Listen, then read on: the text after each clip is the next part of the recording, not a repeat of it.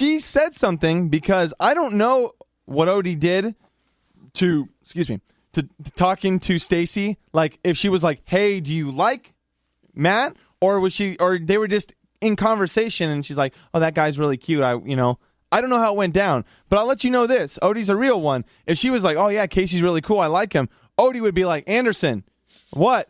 The bathroom needs cleaning." I'm like, God darn it. Oh man! And she would have pulled me away. So the only reason he got pulled away was, I don't know. Maybe we have to call her and say, "Hey, did you start it, or did you?" Well, but that's what happened. What was your intent going back in there? Well, now that I know that there's some interest, I'm going back into the Lions Den here. See? I'm like, we're gonna see what's going on. Of course, until I get back in there. Oh, so there's more to this, or what? No, I'm just saying. I think. Go ahead. No, go ahead. Looking at it now, I understand why Casey's upset. Matt, there, I don't know. You seems kind of scandalous over there. What you're doing? Yeah, man. Scandalous. Because maybe Odie's looking out for you, so she's a good friend, bro. But you went back in knowing she kind of fancied you. No, dude. We were all. See, there was a lack of communication because we weren't able to describe the plot before I went back in. We weren't like, "Hi, Stacy, please be quiet. This is the plot, guys. Odie said that she likes me. Casey's spitting mad fire." It just seems like all the stars were aligning for me for once, and I got pulled out of the situation just completely. And when does Casey James get his? I gotta say this. So Casey James has never been a person that I've ever really felt sorry for. Sometimes he remind me of Grumpy off the Seven Dwarfs from Snow White. I'm sorry. So, but you know what? I actually feel some sympathy or empathy or sadness or whatever. Are you serious? For Casey James. I do. What was I told supposed you to I'd do? win. What was I supposed to do? I was supposed to be like, "Oh, Odie, no, stop pulling him away." I know you told, Odie, what am I supposed to do? Play it off like a rock star, baby. Like, "Hey, girl, I know you interested in the Matt Man 100. No, Pika, but that has not been expressed yet. You know what? You be the bigger man. You go back in there and be like, "Look, Casey James, do you know he's really good at math?" See? Kind of reiterate what she may or may not already know. You could have just I deflected wish he wouldn't it. have come. You could have just deflected it and been like, you know what? That's cool, but I see my boy putting in some work right now. Exactly. Not even going to bother with it. On to the next. That's right. My friend was pulling him up. No, this is not fair. This is not fair. I can't be mad at Odie for looking out for her friend. No, it was a communication thing. Okay, here's the real problem. After, not more than a minute after he got pulled away or whatever, she was stumbling. Her friend was like, "Let's go." And then I was like, "Hey, we can drive you home tomorrow." I'm like, "Okay." and then her friend was like, "No, we're going." I'm like, So there was no time to do anything. He would have not gone anywhere. But your boy got the number. If I didn't get pulled out of the situation, I feel like I was working it pretty well. But your boy got the number, so now it's an equal chance again. If she comes to see us, I didn't get a number. if she I got comes pulled away. if she comes to see us, she's coming to see us. Then you get your chance again. I feel like there should be almost like a bro code thing going on here. It's like if Myk and we're pretty good friends, and if I see Myk chalking it up, it's almost like, okay, Myk's got that. I'm just gonna bow out, or I'm not. I don't know. Bow out's the right word. I'm just gonna let Matt do his thing, or not. Or No. There's no arrangement, agreement. But I want to see, Matt didn't even cross his mind like, hey, Brad. Once he heard that he had a little bit of the end, he's like, vision. I'm in there. No, that's it. Don't tell me you would have done the same thing. Oh, of course I would have. Are you kidding? Of course I would have. So, looking for revenge. so I'm basically, about to lose it. I feel like I'm 100% about my boys. So No, I meant like you. I can't even talk about this anymore. Okay, so I kind of feel like Casey was saying that.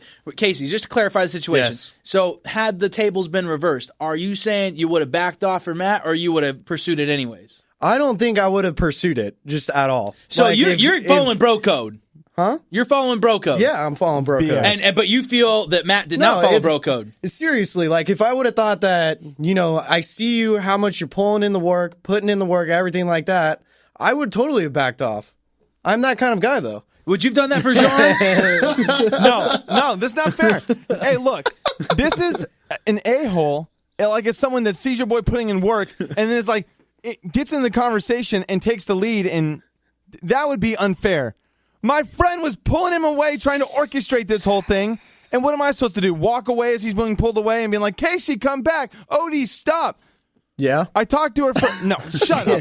I talked to her for a minute and she had to leave anyways. Okay? So I'm over Well, it. I'm gonna let the listeners decide where they think it's at. All right. This is a sticky one. It's very sticky. Dude, I feel like I was in some kind of like high No. school drama musical I right know. there. We're not going to hang out anymore. I don't know Because what's if I order from a female at the In-N-Out, he's going to think I'm stealing his girl. You may need to help him. He's choking over there. This is, Heimlich move, come here, bro. well, hey, stick around next. We've got another segment Oh, no, coming I'm up. good, You're not I'm going to good. want to miss it. Breathe in. Breathe Casey in. James, thank you so much for coming in. Yeah, no problem. We'll figure out what's happening. We are Skull and Bones Radio. Call 911. Can I say sexy bitches or Yeah, dude, bitches? say something Okay. like there's some sexy mother mofos or something. Okay. Let's stick with bitches.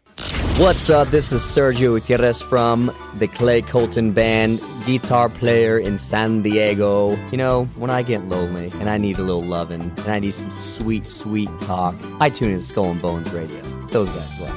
They're sexy bitches. Welcome back to another round of the Skull and Bones Show. Tastes so good, make you want to slap your mama. Matter of fact, come here, mama. Right here on Skull and Bones Radio. Welcome back, everybody. That bed goes kind of hard too, don't it? I do, man. I kind of always picture Korn or Slipknot playing that. Welcome back to the show. We are Skull and Bones Radio. Check us out, skullandbonesradio.com. iHeartRadio, Skull, the letter N, Bones Radio. Don't forget the social medias, the Instagram, the Facebook, and the Twitter. Skull and Bones Radio. It's really easy. Big shout out for Casey James coming back on the show. We had some very interesting discussions with him. Is juicy. Make sure you check it out. So shout out to him. Yeah, that was like one like really big circus of a courtroom thing. I don't even know what happened. The most important thing is that I won, so. Well, whatever happened. Good thing he's not here to rebuttal, right? Whatever happened after that was a good segment. So make sure you guys listen to that one. Sometimes it gets kind of lonely in here. We started out with a big crew, and now it's dwindled down to three of us, and we managed to really make it work really really well. I think, right, Mick? Hey, I want to say we appreciate all the listeners who continued with us because one by one we dwindled down a little bit, but you know what, we've been fighting to keep the show going, and it's all because of you guys. You guys continue to listen, so we're able to continue doing shows. So thank you. That, and we enjoy it. Well, that too. That's true. Well, I just let it be known. Off the segments, nobody listens to me. Everybody's always too busy playing on their phones or, like, oh, yeah, keep talking. Multitasking. Yeah, that's what they call it. But then they say, oh, I'm listening, go ahead. And then afterwards, I was like, John's doing it right now. They'll be like, I'm setting my timer, baby. Like, what are you talking about? So, anyway, I don't get no love, no respect around here. Sorry. Well, maybe if we had somebody else in here that would listen to you, it'd make it worth your while. We need a female co-host, man. God dang it. What would we do with a female co-host? We already had one. Well, she couldn't hang. We was too edgy, I guess. What kind of female co-host do you think you would fit the bill? Bro, I got the perfect one. Now, I'm sure you guys have your ideas, and we can hear those in a second. But let me get this out. So it was the other day.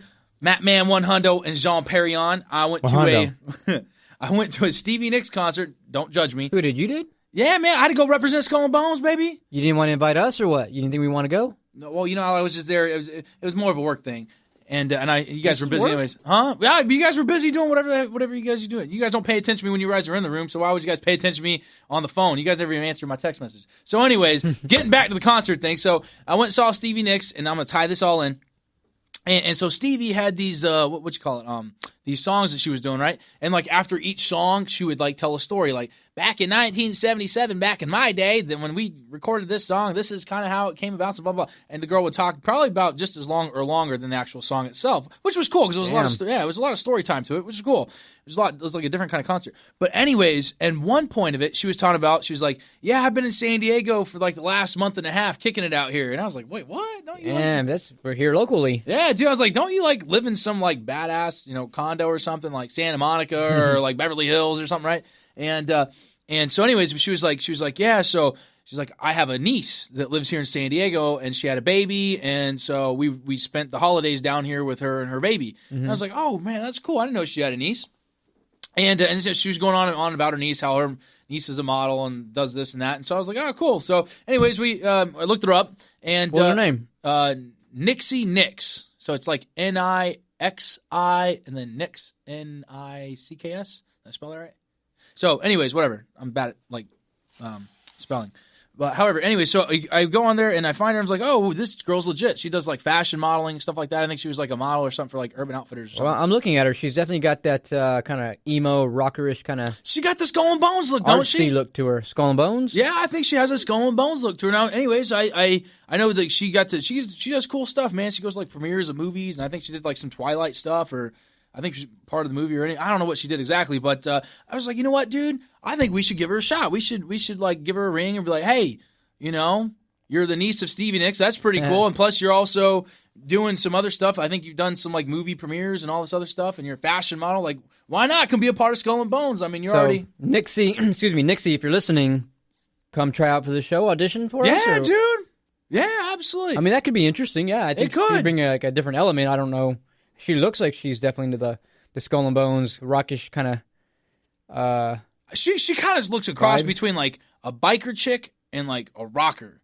You know what I mean? Like, so I don't know. I think she'd fit Skull and Bones quite well. I mean, obviously, I don't know the girl, but you know, she might Based off her look.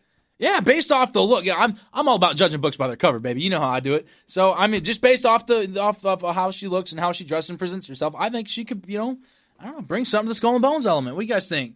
I know you guys probably have other ideas, but all right, John, shoot. I think I like her. It's not really my. I mean, I'm not into her. You know, I feel like a female co-host would need to have that kind of that attraction. All right, John. I think for her, it's kind of more of like the story, the mom or the grandma, whoever it is, that kind of it's kind of working in her favor. Wait, you make no sense. That made no sense to me. What? So Nixie, I mean, I feel like the only reason why you would want to get her in is because of her Stevie. Well, I think it's okay. So, have you ever seen that movie? What was that Almost Famous? Matt, you saw that movie, Almost Famous? I did not. You did not? Okay, so anyways, it's about this kid who goes like on tour and stuff like that with all these rock bands and stuff like that. And I thought it was a cool thing. So like, even though this kid was not in the rock band, he got to tour with the rock band, and that dude had all kinds of crazy stories, right? Obviously, they made a movie about him, and so I think this chick would probably have all kinds of crazy stories. I think she'd be a good fit to the show. Well, she's a mom too.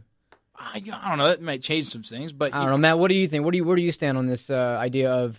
Well, I'm sure you'd like the idea of having a female co-host. Well, I think Another? you know, it's good to bounce back ideas and whatnot off a female. You know, sometimes they got to reel us in, right? You know, we're talking these stories like, oh yeah, we're totally in the right, and then the girl comes in and says, so you slept with her mom. You guys are idiots. And you slept with the mom's friend. You think that's appropriate? And you're like, well, now that you say it that way, it doesn't sound like a good idea anymore.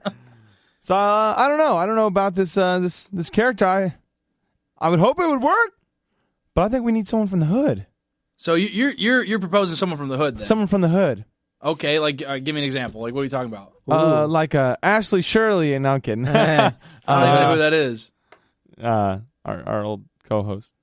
Her last name is Curly? Shirley. Shirley? Oh, dang, I never knew Idiot. And that's why she left. I never knew that. I thought her last name was Coco. I don't know. Let's see. I'd have to think about it. Hood Someone from the hood. co-host. Strippers are from the hood. You know, we go to Little Darlings and just start, you know, as they're giving us a dance, like, hey, we have an Yeah. audition. Hold on. Make it rain. Make it rain. Audition for Skull Make and it Bones. clap. Yeah. Radio. What's that? It's going to change your life. Probably for the worst. Bring your friends. All right, well, so what do you think, John? What are you proposing? I'm proposing, you know, a stripper could be cool. Okay, so, all right, so just because we bring a stripper co-host, bro, doesn't mean you get free lap dances from her. Well, her friends, right? She's got friends. All right, you might got a point there, all right. You know, and you could get what you always want to get the Howard Stern vibe going on in here. It's true. You know? You got a point. I feel like with Stevie, or no, what's her name? Nixie. Yeah. With Nixie. That's a cool name, too. I mean, based off her kind of her appearance, it looks like she might be, you know, a candidate. I just, you know, it'd take an audition. All right, Nixie, if you... Reach out to her. You have her team contact our team. Absolutely. All right, Nixie, so we're gonna have you reach out to us and let's set up an audition or at least an interview. Let's see how it goes. And for anybody else that's listening, maybe interested, That's true. We could have you in as well for an audition. That's true. We're taking submissions because I think we're definitely going to need a female co-host. Contact@skullandbonesradio.com. Contact@skullandbonesradio.com. That's where you could shout out to your boys. Well, that concludes this edition of the show. Thank you so much for tuning in, for checking us out. We are Skull and Bones Radio. Make sure you check us out at skullandbonesradio.com and iHeartRadio as well. We are Skull and Bones Radio. Good night. See you guys later.